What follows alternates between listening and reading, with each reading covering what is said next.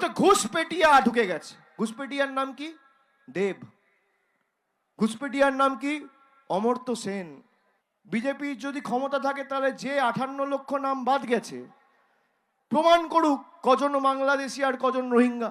আমরা তো বারবার দাবি করেছি, করতে পারছেন না কেন? এরা হিন্দু ধর্মের কিচ্ছু বোঝে না। এই যে গীতা পাঠ অনুষ্ঠানে গিয়ে একজন ভাইকে মেরেছে, গীতার একটা শ্লোক বলতে পারবে না।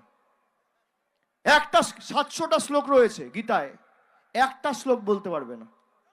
যারা হিন্দু ধর্মে বিশ্বাস করেন এবং ভাবেন বিজেপি হিন্দু ধর্ম রক্ষা করবে, এই যে 70 জন মারা গেছে এসআইআর এর কারণে, এর মধ্যে 50 জনের বেশি হিন্দু। নোটবন্দিতে 140 জন মারা গেছিল, 122 জন হিন্দু। হিন্দু মেরে এরা ক্ষমতায় এসছে।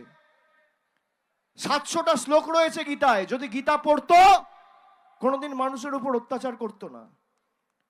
ভগবত গীতায় স্বয়ং শ্রীকৃষ্ণ 5ম অধ্যায় 18 নম্বর শ্লোক, স্বয়ং শ্রীকৃষ্ণ বলছেন বিদ্যা বিনয় সম্পন্নে ব্রাহ্মণী গবি হস্তিনী সুনিচৈবা স্বপাকে চা পণ্ডিতঃ সমদর্শিনঃ।